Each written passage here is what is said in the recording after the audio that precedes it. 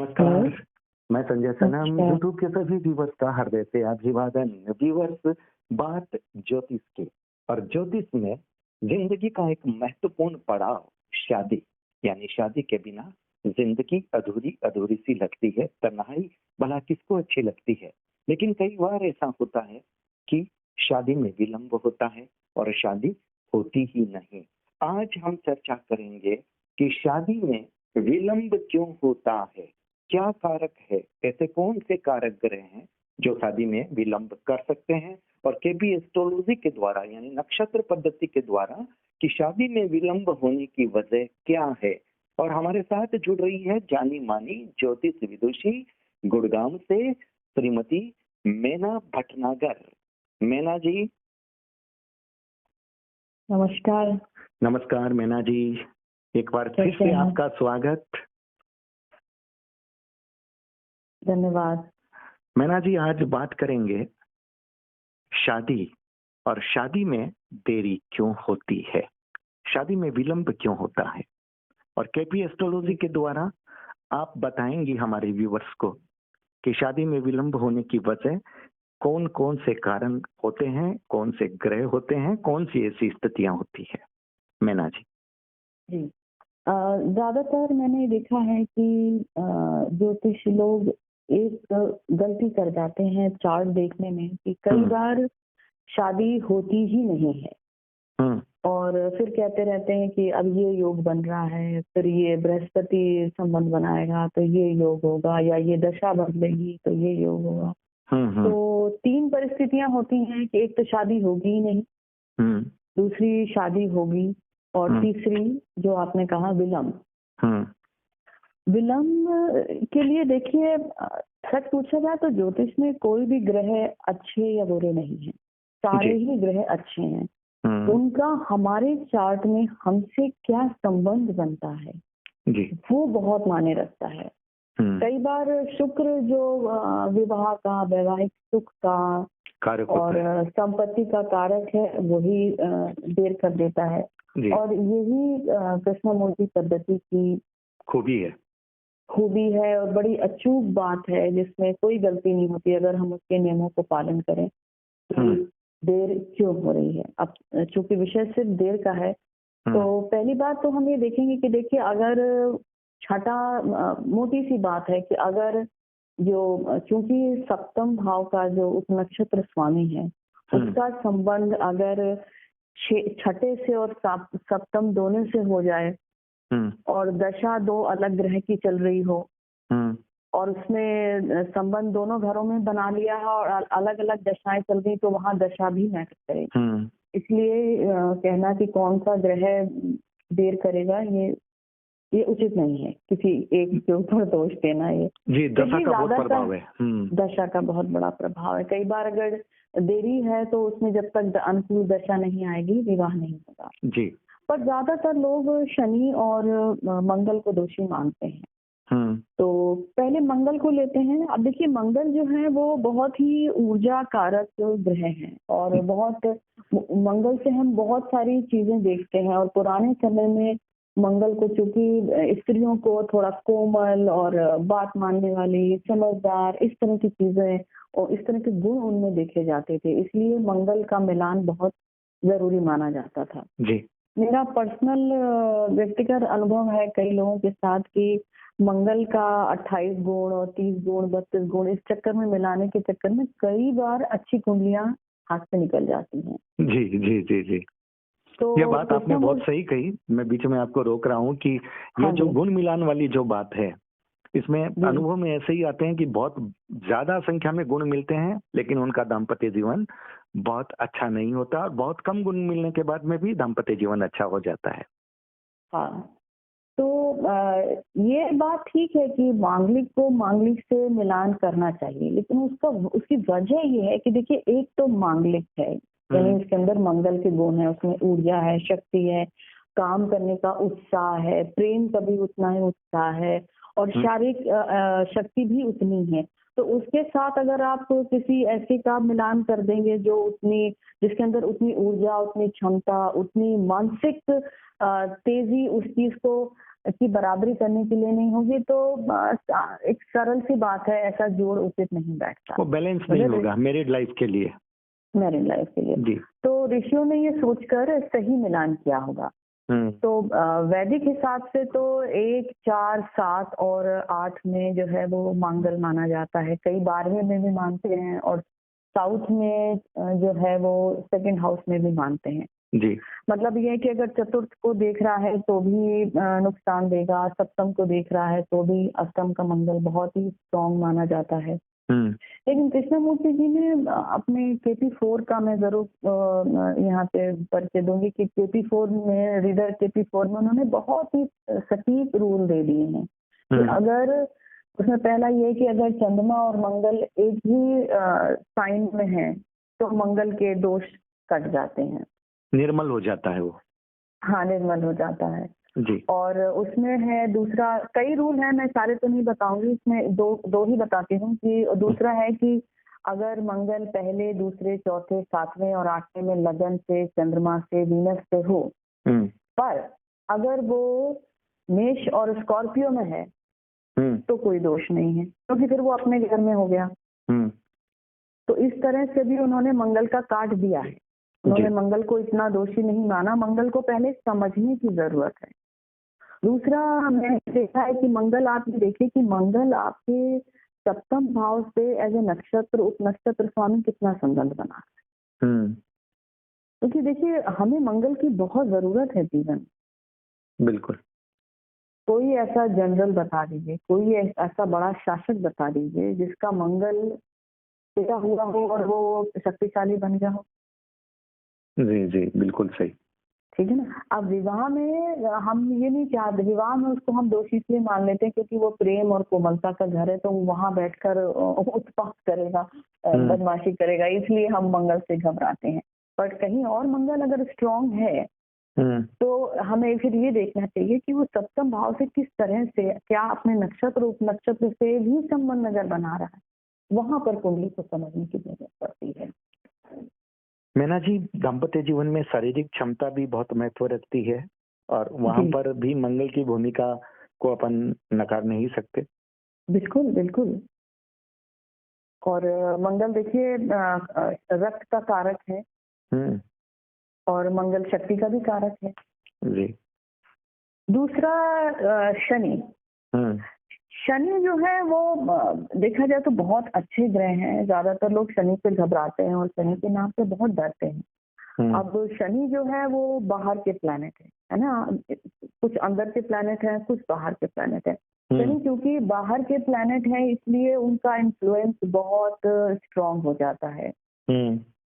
और ऋषि पराशर के हिसाब से तो खैर शनि का सप्तम में बैठना, एक मेलेफिक के साथ बैठना ही डिले या मैरिज को मना करता है। जी। और पर केपी साहब ने जो रूल बनाए हैं और जो उनके जो रूल हैं उनके हिसाब से अगर हम देखते हैं तो उनका कहना है कि शनि अगर स्ट्रॉन्ग सिग्निफिकेटर बनता है मैरिज का तो कई बार मैरिज जल्दी भी दे देता है। जी। तो इसलिए उसका जो प्लेसमेंट है 7th, 2nd और 11th, मतलब दूसरे भाव में, 11वें भाव में और सप्तम भाव में देखना बहुत जरूरी है। दूसरा, अगर शनि सप्तम भाव का उपनक्षत्र स्वामी बन जाता है या नक्षत्र स्वामी बन जाता है तो उसमें क्या करता है वो कि ज्यादातर जो मैरिज पार्टनर है वो या तो उम्र में ज्यादा होंगे, खासकर अगर वो उपनक्षत्र स्वामी है, और अगर उम्र में ज्यादा नहीं होंगे तो वो बहुत मेच्योर होंगे। दोनों बातें हैं। दोनों बातें, या वो लव मैरिज भी दे देते हैं। जैसे मैंने अपने चार्ट्स में, अपने बुक में, अपनी किताब में unlocking love marriage divorce Krishnamurti Paddhati में प्रूफ किया है कि कहीं उन्होंने एक मेच्योर पार्टनर दिया है और किसी चार्ट में उन्होंने लव मैरिज दी है। और कहीं एज का जो है दायरा अंतर बड़ा कर दिया है, बड़ा कर दिया। अब देखिए शनि चूंकि थोड़े से गहरे रंग के हैं, सांवले रंग के हैं, तो ये भी लोग ये भी कहते हैं कि भाई आपका होने वाला पति या पत्नी डार्क कलर की होगी, लेकिन ये बात सारी जगह अप्लाई नहीं होती है क्योंकि विदेशों में तो आम लोगों के ही रंग साफ होते हैं। जी जी जी जी। तो ऐसे में चार्ट को जैसे कहते हैं ना हम देश काल परिस्थिति, फिर हमें ये देखना चाहिए कि फिर वहां शनि, जैसे मैंने बोला ना, दूर के प्लैनेट हैं, तो या तो वो दूर का स्पाउस होगा या उसके अंदर दूसरी दूर की सोच, वेस्टर्न थिंकिंग, वेस्टर्न जगह से होंगे। दूरदर्शिता वाली बात भी आ सकती है इसमें। दूरदर्शिता वाली बात से ज्यादा यहाँ दूरी आ जाती है, दूर जगह से, ओके, दूर के प्लैनेट हैं। जो सबसे ज्यादा जिस चीज को महत्व दिया है मंगल शनि के रूल के अलावा, वो है पुनर्फू। आपने पुनर्फू के बारे में पढ़ा है? तो पुनर्फू भी मैंने अपनी किताब में उसकी चर्चा की है। पुनर्फू है चंद्रमा और शनि का योग। पराशर में तो विषयोग कहा जाता है। बिल्कुल सही, इसको विषयोग कहा जाता है। असल में ये विषयोग इस तरह से भी है कि देखिए, चंद्रमा चंचल है और कोमल है जी, और शनि जो है वो मैच्योर है और सोचने वाले हैं। तो आप इस तरह की कल्पना कर सकते हैं कि कहीं एक बहुत बड़े बुजुर्ग आदमी को बैठा दीजिए जो समझदार और सुलझी है, और एक कहीं चंचल आदमी बच्चे को बैठा दीजिए, तो क्या होगा? जब बच्चा चंचलता करेगा, बड़ा उसको बोलेगा नहीं, चुपचाप बैठो, शांत रहो, बहुत शैतान हो तुम। तो शनि उस तरीके से चंद्रमा की चंचलता को रोकते हैं। ज्योतिष में, केपी में ये पुनर्फू योग बनाते हैं। पुनर्फू योग का रूल ये है कि चंद्रमा या तो शनि के नक्षत्र में हो या शनि चंद्रमा के नक्षत्र में हो, या फिर युति हो। युति इतना ज्यादा वो नहीं देखते, नक्षत्र ज्यादा, क्योंकि ये नक्षत्र की पद्धति। जी। और शनि फिर 1, 3, 5, 7 से संबंध अगर बनाते हैं तो ऐसे में क्या होता है कि जैसे आपने सुना होगा कि शादी करने के लिए आए, मतलब चले गए वापस, पूरी बारात वापस चली गई। जी। मतलब रिश्ता होते होते रह गया, शादी होते होते रह गई, एक बार एंगेजमेंट हुआ, पूरा सारा हो गया, थर्ड हाउस से संबंध बना लिया, तो एंगेजमेंट एक बार जरूर टूटती है जी। एक बार रोका, एक बार एंगेजमेंट टूटेगी, एक बार शादी के पास आते आते आप रह जाएंगे। तो बहुत शानदार नियम, बहुत ही जबरदस्त बात आपने बताई है। ये बहुत जबरदस्त है, क्योंकि शनि जो है वो रोकते हैं। हालांकि ये भी कहा है कि इसके बाद जो विवाह होता है बहुत अच्छा होता है। तो वही बात आ जाती है कि शनि जो है वो चंचलता को, एक शैतानी को, बचपन जो एक ऐसी नासमझी को रोकते हैं। तो शनि क्योंकि खुद बहुत समझदार, सुलझे हुए और मैच्योर हैं, वो आपको एक इमेच्योर गलती करने से रोक देते हैं। तो पुनर्फू, अच्छा दूसरा मैं वैसे भी बताऊं कि पुनर्फू आप अगर सिंपल प्रश्न भी देख रहे हैं ना, आप वहां भी पुनर्फू को देखिए, वहां भी पुनर्फू अप्लाई होता है। विवाह में तो खैर होगा ही, विवाह में तो ये नियम है, लेकिन उसमें भी पुनर्फू बहुत अप्लाई होता है। जी, दूसरे संदर्भों में भी इसका उपयोग होता है। हाँ, करना चाहिए हमें, हम जब भी देख रहे हैं हमें भी करना चाहिए जी। तो विलंब की वजह मैना जी, आप जब 7th की बात कर रहे हैं, 7th के सबलोड की बात कर रहे हैं, तो 7th का सबलोड अगर 6 में चला जाए, 12 में चला जाए, तो फिर भी विलंब कर सकता है। देखिए, कई बार 6 और 7 दोनों ले लिए तो वहां पे विलंब करेगा या करा के तोड़ देगा, क्योंकि उसने 6ठे और 7वें दोनों का रोल दिया।